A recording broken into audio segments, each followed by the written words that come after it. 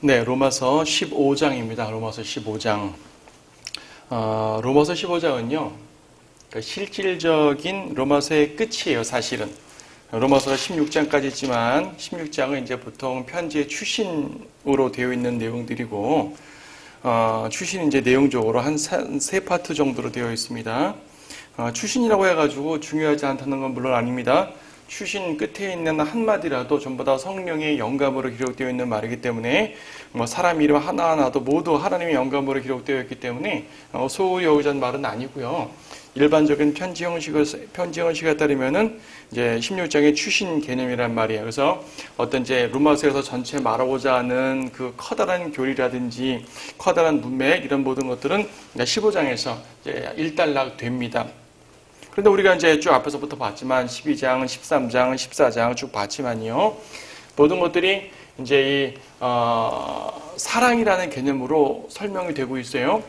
그러니까 성도들이 행해야 되는 실천적인 진리에서 시작도 사랑이고 끝도 사랑이에요. 특히 성도 간에 이루는 모든 일들은 사랑을 근간으로 해서 이루어져야 된다는 말씀들을 하고 있죠. 그러는 가운데서 세상에 대한 그리스도인의 자세도 설명되고요. 또 국가의 법에 대해서도 자세가 설명이 되고요. 또 이제 여러 가지 고난에 대한 자세라든지 다양한 내용들이 있죠. 또 교회 생활 자체에 대해서. 자, 그 모든 것들을 우리는 하나씩 보았습니다. 자, 15장에서는 무슨 말씀을 하고 있습니까? 15장은요, 일단 1절부터 7절까지 첫 번째 단락은 14장에 있는 말이 연결되어 있어요.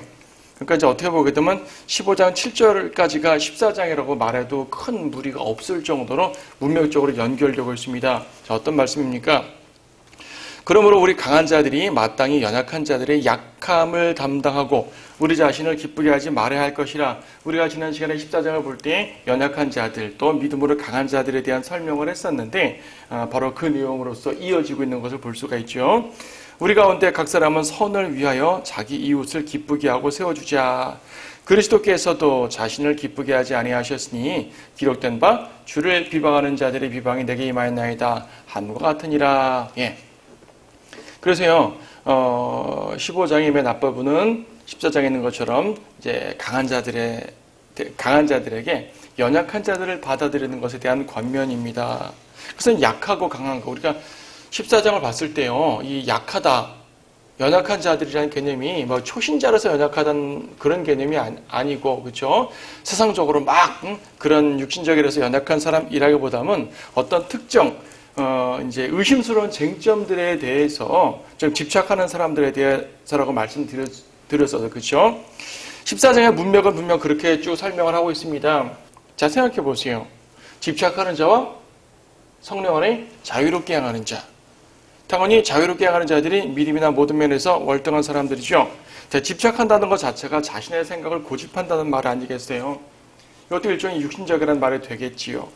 그래서 자신을 내세우는 모든 성도는요, 집착함으로써 자신을 내세우는 모든 성도는 바로 육신적인 성도가 될 수 있고 연약한 성도가 될 수 있습니다. 물론 이제 정도에 따라 다르겠지만, 근데 이제 여기서 말하고자 하는 것은 뭐냐면 단지 당신들은 육신적인 성도요라고 비판하는 것이 아니라 1절에 있는 것처럼 마땅히 연약한 자들의 약함을 담당하라. 우리 14장도 말했잖아요. 연약한 성도를 위해서라면, 연약한 성도가 고기의 문제에 집착한다면 차라리 내가 고기를 안 먹어주겠다라고 말하지 않습니까? 그래요. 그들을 담당하고 받아주고 하라는 말씀을 보는 것이죠. 서로에게 받아들이는 모습이 필요하죠. 우리 성도들 가운데 정말로 중요한 부분입니다. 매우 실제적인 부분이에요. 지금 내용은 이렇게 간단하게 교리를 설명하는 것 같지만 교회 내에 교회 생활하다 보게 되면 상당히 많은 부분에서 믿음이 연약한 자들이 필요성에 주장을 하면서 막 이제 갈등을 조장할 때가 있지 않습니까? 그들에게 하나님의 말씀에 따라서 올바른 가치를 제대로 제시는 해줘야 되지만 그들을 용납하고 받아들이지 못한다면 교회 내에 커다란 문제들이 많이 발생합니다. 수많은 교회들이 바로 그러한 사소한 문제들 때문에 해를 받는 것을 보게 되죠. 영적 전쟁이 매우 중요한 부분입니다. 2절에는 것처럼 우리 가운데 각 사람은 선을 위하여 자기 이웃을 기쁘게 하고 세워주자. 예, 세워주자는 말하죠. 선을 위하여 이웃을 기쁘게 하자. 이웃을 기쁘게 한다고 말하니까 아니 어떻게 사람을 기쁘게 합니까? 그리스도를 기쁘게 해야지요 라고 생각하는 분이 혹시 계실지 모르지만 그런 말이 아니에요. 그러니까 이런 거죠. 대조가요. 하나님을 기쁘게 하느냐 이웃을 기쁘게 하느냐라는 대조를 하게 되면 당연히 하나님을 기쁘게 하는 거 맞습니다. 하지만 여기서는 하나님과 이웃을 대조해 놓지 않고 이웃과 나 자신을 대조해 놓고 있어요. 3절 그리스도께서도 자신을 기쁘게 하지 아니하셨으니라고 말씀하죠. 이웃을 기쁘게 할 것인가 하나님을 기쁘게 할 것인가 이런 대조로 말하면 당연히 하나님 쪽으로 가야 되는 게 맞지만 이웃을 기쁘게 할 것인가 나 자신을 기쁘게 할 것인가 라는 대조에서는 당연히 누굴 기쁘게 합니까? 이웃을 기쁘게 하라 라고 말씀하는 것이죠. 예, 당연히 이웃사랑을 말하는 것입니다. 어려울 거 볼 거 없어요. 이웃사랑을 말하는 것이죠. 이웃을 기쁘게 한다는 말은 다른 것이 아닙니다. 2절에 있는 것처럼 선을 위하여 이웃을 세워주는 것. 선하게. 그렇죠. 그리스도인들은 선해야 됩니다. 하나님의 말씀에 따라서 예수 그리스도의 하나님의 가장 기본적인 성품 중 하나가 선한 것이기 때문에 우리는 그러니까 선을 위해서 자기 이웃을 기쁘게 하고 세워주자는 하나님의 말씀을 굳게 지켜야 되겠지요. 3절에서는 바로 이 말씀을 하면서 구약의 구절을 하나 인용했는데 시편 69편 9절 말씀이거든요. 주를 비방하는 자들의 비방이 내게 임하였나이다 라는 말씀합니다. 갑자기 이 말씀 왜 들어갔어요? 이웃을 기쁘게 해주고 이웃에게 선을 행하자는 그런 문맥에서 비방하는 자들의 비방이 내게 임하였나이다 라고 말씀하시는 이 말씀을 인용하는 것이 약간 어색해 보일지 모르지만 어색할 것이 없어요. 예수님도 비방을 받으셨지만 참았다. 그리고 자기를 비방하고 욕하는 사람들에게도 사랑을 베풀었다. 원수까지 사랑을 베풀었다라는 그런 말씀입니다. 그렇다면 우리도 이웃에게 사랑을 베풀고 선을 베푸는 것이 마땅하지 아니하냐라는 말씀이죠. 그런 말씀이에요. 자, 4절은 매우 중요한 말씀입니다. 이건 성경 기록의 하나의 원리를 말하기도 하는데, 자, 보세요. 무엇이든지 전에 기록된 것은, 여기서 전에 기록된 것이 무엇일까요? 로마서 이제 기록하는 거지 않습니까? 로마서를 기록하고 지금 이때쯤에 이제 신약성경들이 하나도 기록해 가는 과정이에요. 그래서 여기서 전에 기록된 것은 신약성경 중에서 로마서보다 앞에 기록한 그런 개념이 아니라 아직은 신약성경이 완성되기 전이니까요. 그렇죠? 여기서 전에 기록된 것이란 말은 성경을 말하는 것인데 바로 구약성경을 말하는 것이에요. 그렇다고 이 구절에 구약만을 제시하는 말은 당연히 아니고요. 큰 틀에서 성경 전체를 말하는 것이겠죠. 그래서 성경이 기록된 것은 우리의 무엇을 위하여? 교훈을 위해 기록된 것이니 교훈. 이는 성경이 주는 인내와 위로로서 소망을 지니게 하려 함이니라. 성경이 주는 인내와 위로로서 소망을 지니게 하는 것이 성경을 기록한 목적이에요. 그러니까 성경을 통해 교훈을 주기 위해 기록하셨는데 그 교훈을 통해서 우리가 인내하고 또 위로받고 소망을 얻게 된다는 말씀이죠. 여러분 이와 연관해가지고 어디에요? 디모데후서 3장 16절 말씀 보십시다. 여러분 잘 아는 말씀인데 성경 기록에 대한 이제 내용이죠. 성경 기록의 목적입니다. 디모데후서 3장 16절 17절 모든 성경은 하나님의 영감으로 주어진 것으로 교리와 책망과 바로잡음과 의로 훈육하기에 유익하니 그랬어요. 자, 하나님의 영감으로 기록됐는데 그 목적이 뭐냐면 우리에게 교리를 주는 것이고 책망, 바로잡음, 의로 훈육 이런 것들을 주십니다. 그렇게 하는 또 근본 목적이 무엇이냐 하면 하나님의 사람이 온전하게 되며 모든 선한 일에 철저히 구비되게 하려 함이니라. 하나님의 사람이 온전히 성장할 수 있고요. 또 모든 선한 일, 그러니까 영적 전쟁에서 철저하게 싸울 수 있는 준비가 될 수 있도록 구비되게 하는 것이 목적이에요. 그걸 위해서 성경을 기록하여서 우리에게 교리도 주고 책망, 바로잡음, 의로 훈육 이런 것들을 주십니다. 여기서 지금 교리, 책망, 바로잡음, 의로 훈육 그랬는데 큰 틀에서 말하면 두 개입니다. 교리와 교훈. 여기서 책망이나 바로잡음이나 의로 훈육 이것이 바로 로마서 15장에서 말하는 교훈이에요. 교훈. 우리의 교훈을 위해서 기록됐다고 말씀하는 거죠. 교리라는 것은요, 성경 교리, 정확한 그 성경의 그 구절이 말하고자 하는 직접적인 교리들이 있어요. 구약이면 구약에 따라, 신약이면 신약에 따라서 어떤 것들은 구원에 관한 구원론에 대한 교리, 어떤 것들은 종말론에 관한 교리, 어떤 것들은 교회 생활에 관한 교리, 어떤 것들은 이제 인간론에 대한 교리, 각각 꼭 필요한 교리들이 있죠. 때로는 그 교리와 관계없이 우리에게 어떤 교훈을 줄 수가 있어요. 예를 들어서 구약 이스라엘의 역사는 보면은 구약 이스라엘의 역사가 우리에게 교리가 되지 않죠. 그렇죠. 하지만 구약 이스라엘의 역사를 쭉 보게 되면 하나님께서 범죄한 백성들을 책망하시고 회개하는 백성들을 용서하시고 하는 그런 많은 것들을 볼 때 하나님께서는 범죄하면은 심판하시는구나, 회개하면 용서하시는구나 하는 그런 커다란 교훈을 받잖아요.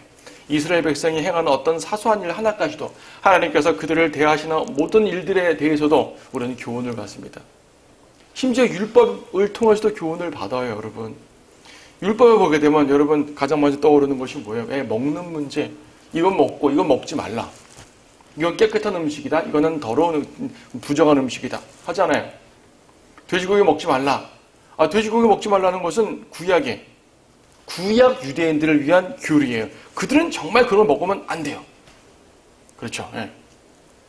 정말 정말 그들에게 이 실생활 구체적인 것까지도 하나님께서는 명령을 해주셨고 그걸 지켜야지만이 교리적으로 그들을 온전하게 됩니다. 우리는 그걸 지키지 않아요. 하지만 우리에게 교리가 되지 않는다고 해가지고 그것이 우리에게 아무 의미 없는 책은 아니죠. 하나님께서 어떤 것들은 정하다 말씀하시고 어떤 것들은 부정하다 말씀하셨는데 그것이 하나의 현현된 모습 중에 하나가 음식일 뿐이고 또 의복이라든지 질병 다양한 내용들이 있습니다. 가만 보게 되면 그 율법의 정신이 있어요. 무엇이냐면 바로 거룩이라는 정신입니다. 거룩, 분리, 성별, 그렇죠. 하나님을 위해 따로 구별해 드리는 것, 하나님이 좋아하시는 것, 싫어하시는 것, 이런 하나님의 커다란 원리가 드러납니다. 그러면 우리는 신약이기 때문에 구약에 있는 것을 문자적으로 적용하지는 않지만 하나님께서 어떤 것을 좋아하시고 어떤 것을 싫어하시는지 그런 큰 틀에서 하나님의 성품을 배울 수가 있겠지요. 우리도 그 하나님의 성품에 따라 생각할 수가 있잖아요. 이게 바로 교훈이에요. 그래서 구약 성경은요, 우리와 직접적인 교리가 되지 않더라도 우리의 교훈을 위해 필요한 것들을 찾을 수가 있습니다. 그래서요, 거기에 이제 5절에 나왔죠. 이제 인내와 위로의 하나님께서 너희에게 그리스도 예수를 따라서 서로 같은 생각을 갖게 하사 한 생각과 한 입으로 하나님 곧 우리 주 예수 그리스도의 아버지께 영광을 돌리게 하시길 원하노라 라고 말씀하십니다. 우리 하나님 인내와 위로의 하나님이십니다. 4절 끝에서도 우리에게 교훈을 주심으로써 인내와 위로를 주신다고 말씀하죠. 성경 기록이 우리에게 그렇게 교훈을 주십니다. 근데 그것을 이 부분과 연관해 보더라도 성도들에게 인내와 위로를 줍니다. 자, 문맥적으로는 어떤 개념이 되겠습니까? 인내, 연약한 자들에 대한 인내. 위로, 그들로 인한 고통에 대한 위로, 그렇죠? 거기다가 지금 그리스도 예수를 따라서라고 말씀하셨잖아요. 예수님의 모범이요.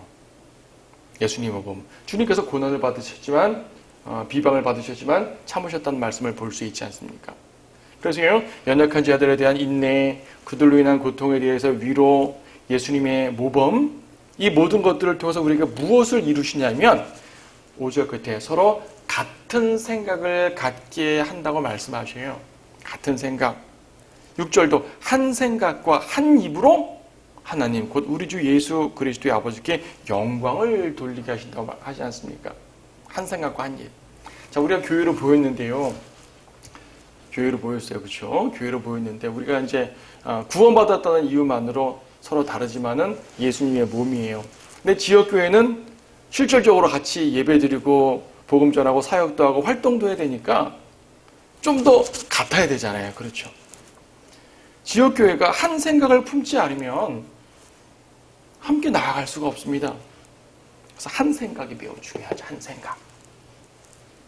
한 생각을 품으려면, 즉 같은 생각을 품으려면 하나님께서 인내와 위로를 주시고 또 예수 그리스도의 모범이 들어가야 돼요. 이것 때문에 구약 성경을 통한 하나님의 말씀으로 위로를 받기도 하는 것이고요. 또 하나님께서 쭉 주시는 말씀 속에서 본 것처럼 연약한 자들을 받아들이라는 그러한 교훈도 받는 것이고요. 그렇죠.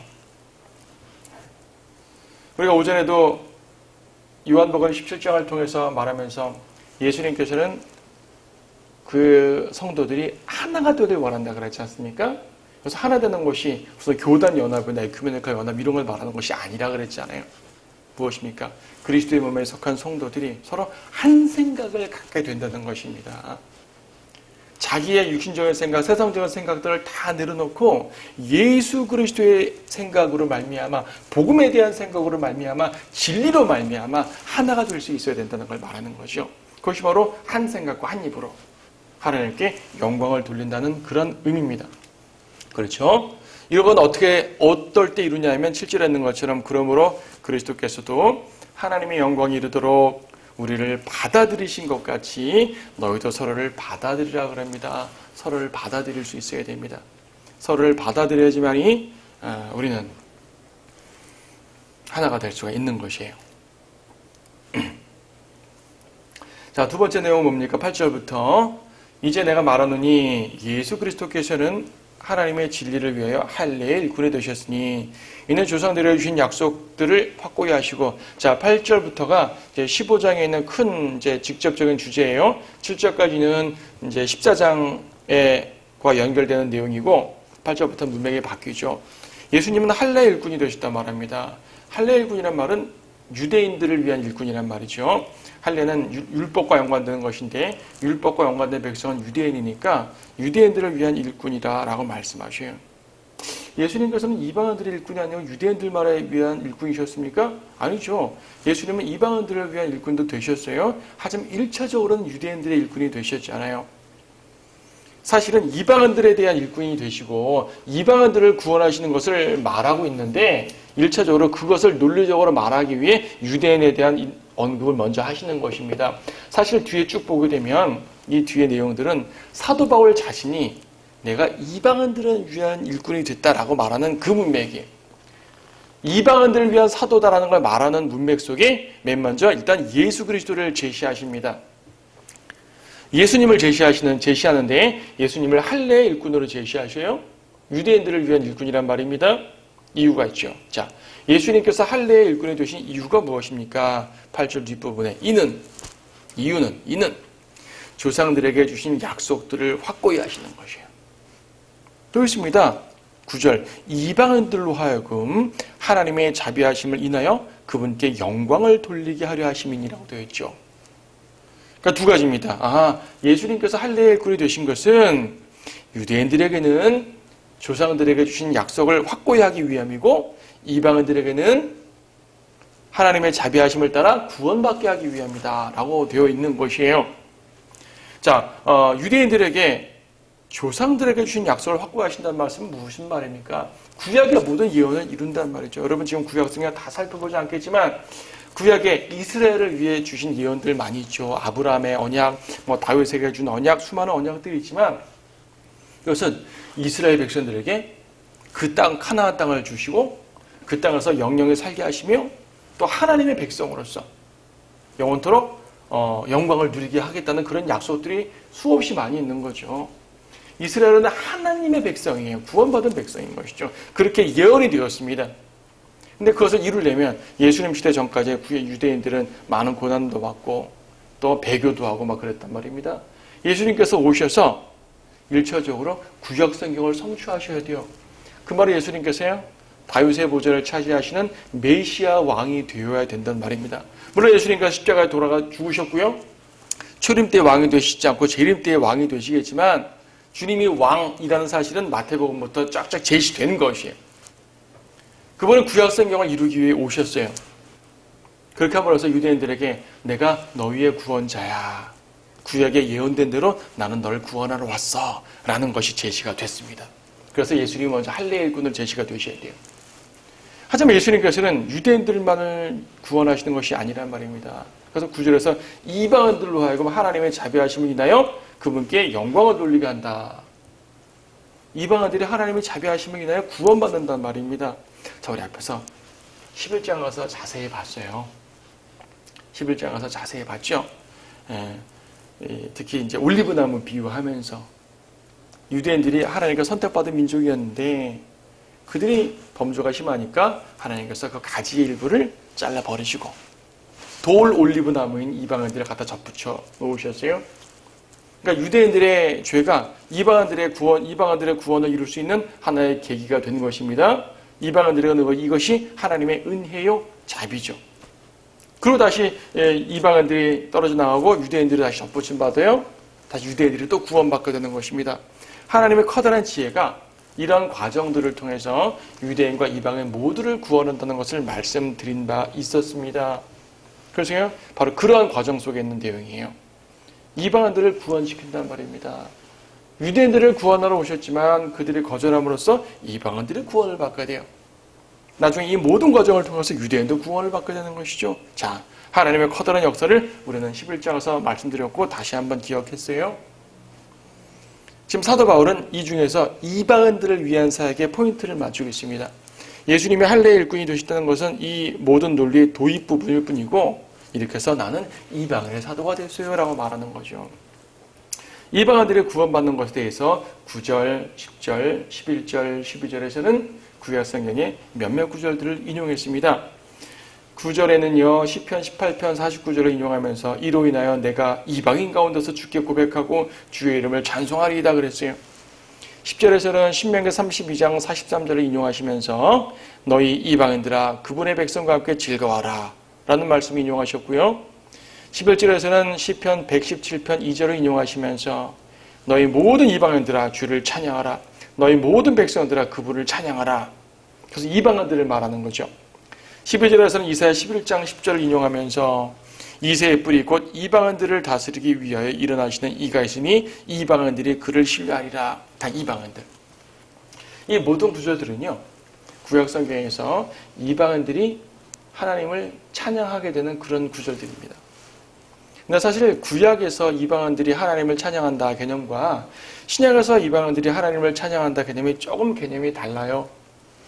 구약에서는 이방인들이 구원받는 것과 신약에서 이방인들이 구원받는 것. 신약에서는 이방인들이 예수님의 몸, 즉 교회가 되어서 유대인과 구별 없이 구원을 받죠. 그렇죠. 근데 신약적 교리입니다. 예수님의 몸이 되죠. 근데 구약에서는 어땠어요? 구약에서는 이방인이 그리스도의 몸이 되지 않았어요. 유대인, 즉 이스라엘이 하나님의 백성이었어요. 이방인들은요. 이스라엘의 구원받는 가운데 그냥 조금씩 구원받는 것입니다. 마치 예수님께서 수르페니케 여인에게 자녀들에게 줄 빵을 개에게 주면 안 된다라고 말씀하셨을 때 그 여인이 뭐라 그랬어요? 하지만 개들도 주인의 상에서 떨어지는 부스러기를 먹나이다라고 말했잖아요. 이때 예수님께서 그 여인을 칭찬하신 장면이 마태복음 15장에 나오는데 일종 이방인들이 이처럼 부스러기 은혜를 받았다는 것이에요. 구약은 유대인들이 구원받고 이방인들은 부스러기 은혜처럼 구원을 받은 개념 확 다르죠. 그리고 문맥을 보게 되면 여기 인용된 내용들은 하나님께서 이방인들을 제압하셨을 때 이방인들이 떨며 두려움으로써 주님을 찬양하는 그런 내용들입니다. 그러니까 신약의 구원과는 좀 개념이 다르죠. 하지만 사도 바울은 아까 4절에서 말한 것처럼 구약성의 구절들이 우리와 신약과 교리는 다를지라도 그 구절들을 통해 교훈을 얻을 수 있다라고 말씀하셨습니다. 여기서 어떤 교훈을 얻습니까? 이방인들이 구원받는다는 그 자체만 가지고 우리의 교훈을 가져왔어요. 그러니까요, 말한 것처럼 구약에는 재림과 천년왕국이라는 그런 예언과 연관해가지고 이방인들을 구원한다는 개념 설명했다면 신약에서 사도 바울은 이 구절을 우리에게 영적으로 적용한 거예요. 이런 걸 영적 적용이라고 그래요. 교훈적으로. 구약의 직접적인 교리와는 좀 다르지만 이방인들이 구원받는다는 그 포인트만 가져와가지고 우리에게 교훈적인 영적인 적용을 해요. 그러면서 우리는 구원을 받았죠. 이방인들이 구원을 받았어요. 우리가 받은 구원은 그들과 다르지만 어쨌든 이방인들의 구원을 받았어요. 그리고 그 모든 것들은 하나님의 자비하심을 인한 구원이라고 그랬습니다. 구약의 이방인들도 하나님의 자비 가운데 구원받은 셈이고요. 우리는 당연히 하나님의 자비 가운데 구원을 받은 것이죠. 자, 하나님의 자비로 구원받는 오늘날의 모습으로 사도 바울은 약간 바꿔 적용했습니다. 바울이 바꿔 적용한 건 사실 아니고요. 신약을 기록하신 성령님께서, 바울에게 영감을 주신 하나님께서 구약의 교리를 신약적으로 교훈과 영적인 적용으로 주신 것이. 그래서 아까 말씀드렸던 것처럼 구약에 있는 수많은 교리들은 우리와 관계없지만 우리는 여전히 구약 성경을 가지고 설교하고요. 구약 성경을 가지고 묵상하고요. 구약 성경을 통해서 진리를 발견하고요. 우리의 삶의 지혜를 발견하고요. 주님을 찬양하고 진리의 길을 찾을 수가 있는 것이 바로 이러한 이유 때문입니다. 자, 이어서 보겠습니다. 13절. 이는 소망이 하나님께서 너희를 모든 기쁨과 평강으로 믿음 안에서 충만케 하시오. 성령의 능력으로 소망이 넘치게 하시기를 원하노라. 나의 형제들아, 내가 너에게 권하여 내 스스로 확신하는 바는 너희도 선으로 충만하고 모든 지식으로 가득 차서 서로를 권고할 수 있으리라는 것이라. 여러분 이거 보게 되면요, 충만하다는 개념이 4번 나와요. 보세요. 13절에서 모든 기쁨과 평강으로 믿음 안에서 충만케 한다 그랬습니다. 네, 기쁨과 평강이 여러분의 믿음 가운데 충만하게 되어야 됩니다. 기쁨과 평강이 없는 성도들 종종 계시지 않아요? 세상의 어려움들을 통해서 육체의 질병도 좋고요, 여러 가지 하여튼 안 좋은 어려움들을 통해서 말입니다.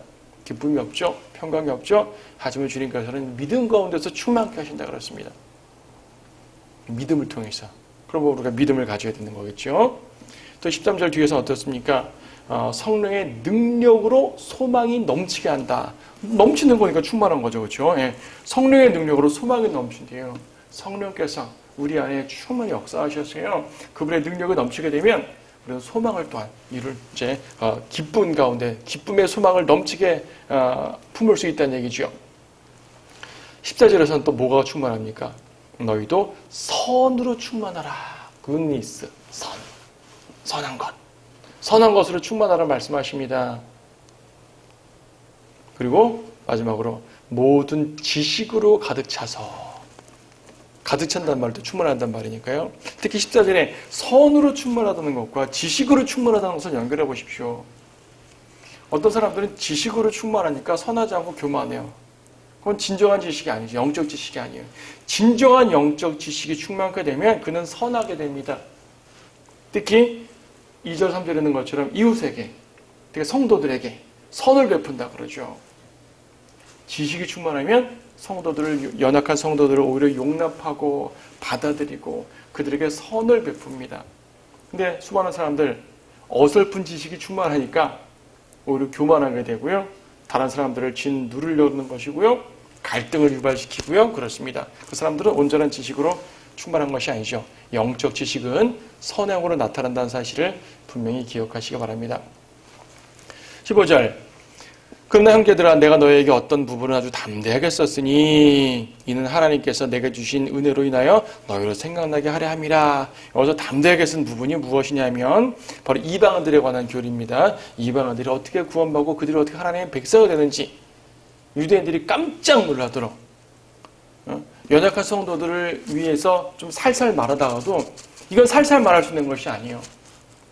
연약한 유대인들에게 살살 말하다가도 날과 절기를 지키고 음식 먹는 문제 정도에 대해서는 바울이 양보를 하는 거죠. 그래, 까짓거 내가 고기 안 먹지 뭐.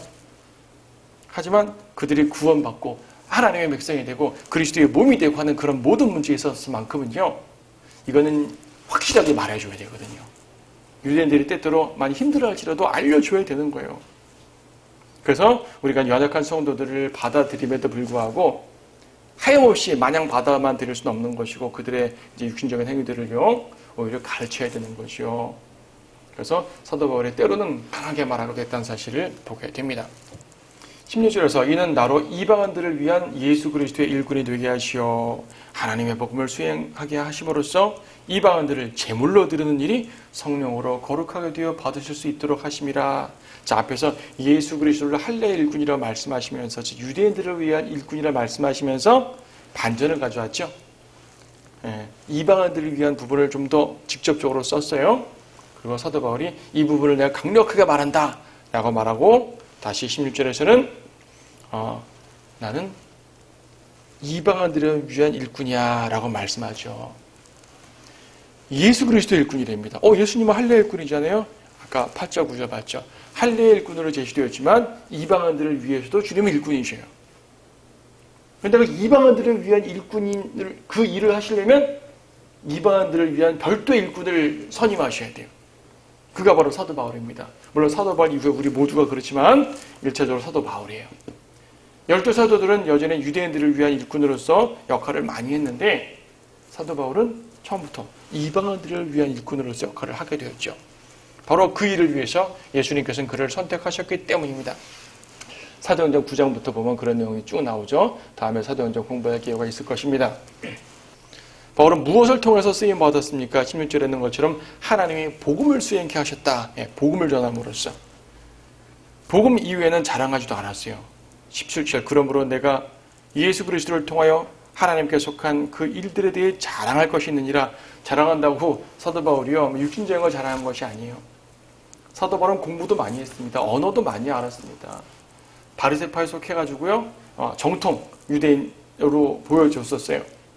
로마 시민권도 갖고 있었죠. 하지만 사도 바울은 그 모든 것들을 배설물로 여긴다고 말했거든요. 바울은 그런 거 자랑하지 않았어요. 이방인의 일꾼이 된 거, 복음의 일꾼이 된 거, 이거 하나만 자랑했습니다. 그렇다고 막 자랑을 떠벌렸단 말이 아니고요. 그것이 자기의 받은 사명으로서 자긍심을 갖고 일한 것이죠. 주님께서 오히려 사도 바울을 자랑해 주셨을 것입니다. 복음 이외의 다른 것들은 자랑하지도 않고요. 말하지도 않고요. 오직 말과 행위로서. 그렇죠?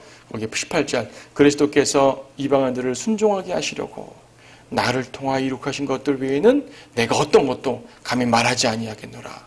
자랑하지 않고 말하지 않고 그것들은 말과 행위로 전파됐습니다.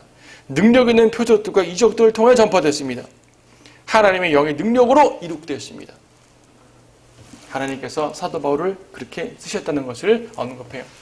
그렇게 사도 바울은 19절에 있는 것처럼 내가 예루살렘으로부터 일루리쿰 근방까지 그리스도의 복음을 온전히 전파하노라. 그러니까 그 지역 다 다니면서 전파했다 그 말이에요. 소아시아 다니고 그리스 다니고 다 다닌 거예요. 어디까지 가냐면 로마까지 가기 원하는 거죠. 저 로마서는요 로마에 가기 전에 쓴 거라 그랬죠. 로마에 가서 썼다는 것이 아니잖아요. 로마에게 보낸 편지니까 로마에 가기 전에 썼습니다. 이제 구체적으로 말하면 3차 전도 여행 당시에 고린도에서 썼어요. 얼마 후면 나는 로마 가겠다 그 말입니다. 20절에서요. 또 나는 그리스도의 이름이 불려지지 아니한 곳에서만 복음을 전파하려 노력하였으니 이는 다른 사람의 기초 위에다 짓지 아니하려 함이라. 이 말씀은 1차적으로요. 이제 복음이 전파되지 않은 곳에 전파하겠다 그 말입니다. 다른 사람들은 다 전파해 놓고 기독교가 다 들어간 자리에 딱 들어가가지고 다른 사람이 해놓은 일에 숟가락 한 장 얹어 놓는 우리 표현으로 그렇게 하지 않겠다는 얘기죠. 그렇죠. 그래서 이왕이면 사역자들은요, 이제 복음이 전해지지 않은 곳, 또 복음이 덜 전해진 곳에서 전하는 것이 좋죠.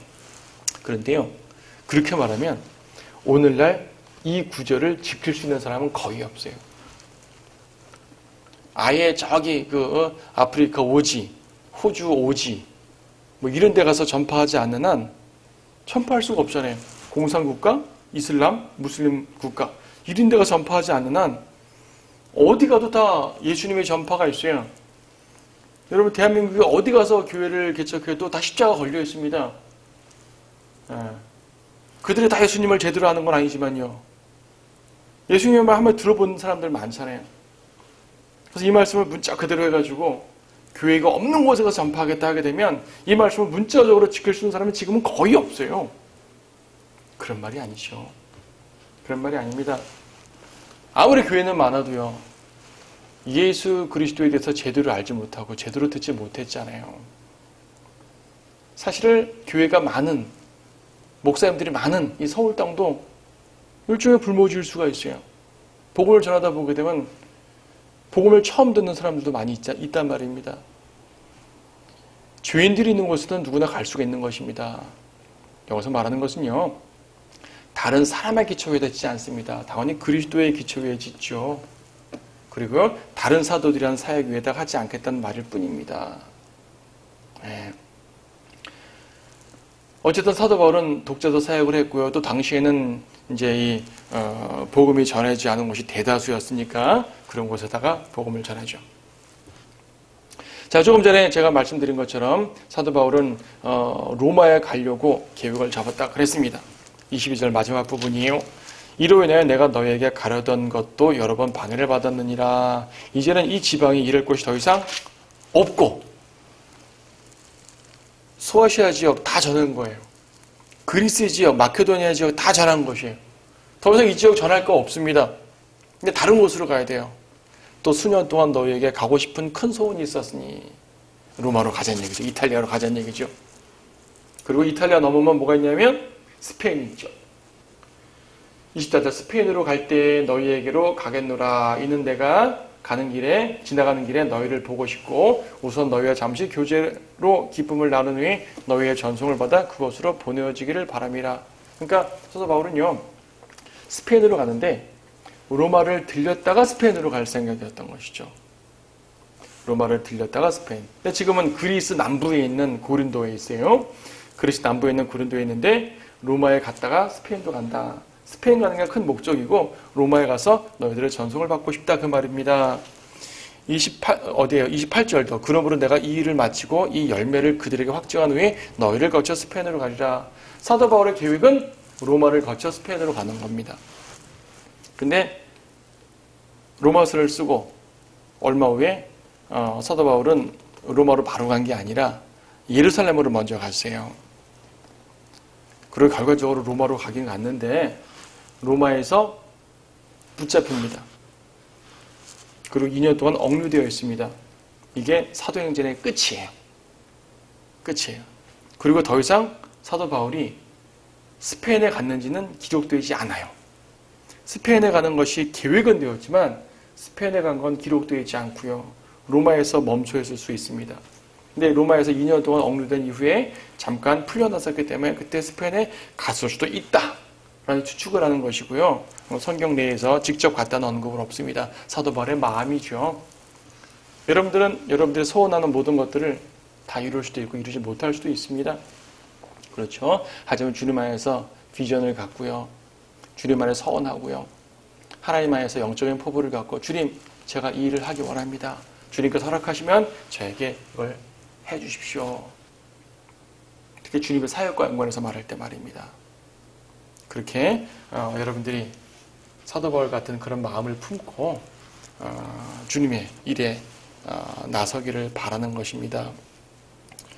25절 보게 되면 예루살렘으로 갔어요. 먼저 고린도에서 예루살렘으로 먼저 갔고 이렇게 해서 3차 전도 여행이 끝나거든요. 고린도에서 바로 간 건 아니고요. 물론 고린도에서 몇 군데 들려서 예루살렘으로 갔고요.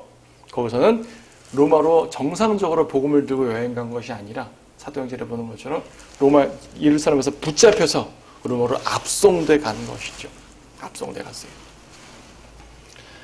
예루살렘으로 간 이유가 있습니다. 25절 그러나 이제 내가 성도들을 섬기는 일로 예루살렘에 가노니 다른 곳에서는 복음을 전하기 위한 목적으로 갔는데 이거는 성도들을 섬기는 일로 예루살렘에 갔다고 되어 있어요. 예루살렘에 복음을 전하러가 아니라 섬기기 위해서. 왜죠? 26절 이는 마케도니아와 아카야 사람들이 예루살렘에 있는 가난한 성도들을 위하여 기쁨으로 얼마를 기부하였습니다. 헌금한 거예요. 이방인 성도들이 예루살렘 성도들의 고난스러운 모습을 듣고 헌금을 한 거예요. 27절 그들은 진실로 기뻐하였으며 또한 저들에게 빚진 자니 이는 이방인들이 저들의 영적인 것에 참여하였으면 그들의 의무는 또한 물질적인 것으로 그들을 섬기는 것입니다. 유대인들에게 영적으로 빚졌잖아요. 이방인들은. 그렇죠. 유대인들이 하나님 백성인데 물론 그들이 범죄함으로써 이방인들의 구원을 받았지만 한편으로 보게 되면 유대인들의 이 구원을 자기가 차지한 거잖아요. 유대인들의 그 참올리브 나무에 일부를 떨어뜨리고 이방인들이 들어갔잖아요. 이방인들이 한 건 아니지만 하나님이 해주셨지만 어쨌든 유대인들을 통해서 오는 복음의 빛을 그리스도의 빛을 받았잖아요. 그래서 이제 비유적인 표현으로 말하는 것입니다. 이방인들은 유대인들에게 빛이 있어요. 영적인 빛이 있어요. 그래서 그렇게 하겠단 말입니다. 자, 헌금의 원리를 발견합니다. 헌금은 가난한 성도들 위해서, 그러니까 성도들 위해서 써야 됩니다. 성도들 위해 쓴다는 말은 교회를 위해 써야 된다는 말이기도 하죠. 어떤 지역교회 조직적인 일하기보다도 하여튼 하나님 그리스도의 몸을 위해서 쓰는 것입니다. 그리스도의 몸 내에서 뭐 어떤 이제 오늘날은 지역교회가 어떤 구체적 조직이 되었으니까 그 지역교회 운영을 위해서 쓰는 것도 포함될 수가 있고, 다양한 목적으로 하나님의 사역을 위해서 쓰이는 것이 헌금이라는 걸 볼 수 있고요. 특히 영적인 빚을 졌으면은, 그러니까 영적인 것으로 참여했으면은 물질적인 것으로 섬긴다는 그러한 영적 원리도 보게 되는 것입니다. 여러분들의 헌금이 바로 그렇게 쓰여지기를 바랍니다. 또 그런 마음으로 주님께 드리기를 바랍니다. 29절에서 내가 너희에게 갈 때 그리스도의 복음에 충만한 복으로 갈 것을 확신하노라. 그러니까 예루살렘에서 열매를 가지고 가기를 바랍니다. 바란다는 얘기예요. 형제들아, 내가 주 예수 그리스도와 성령의 사랑으로 너희에 권고하노니 나를 위하여 하나님께 드리는 너희의 기도로 나와 함께 분투해 주기 바란다라고 말하죠. 자, 그래서 이제 29절까지 바울의 계획과 모든 내용들이 다 설명됐어요. 이제 마지막으로는 성도들에게 기도를 부탁하는 거네요. 자, 나는 이처럼 이방인들을 위한 일꾼입니다. 그래서 이방인들을 위해서 나는 사역을 할 것이 했고 앞으로도 할 것이고 여러분에게도 할 것이에요. 근데 이 과정에서 예루살렘을 들렸다 갈 텐데요. 예루살렘에 들렸다가 여러분에게 가는 이런 모든 것들에 대해서 이 모든 계획이 하나님의 뜻 가운데 온전히 이루어질 수 있도록 여러분 기도해 주십시오 라고 부탁을 하는 거죠.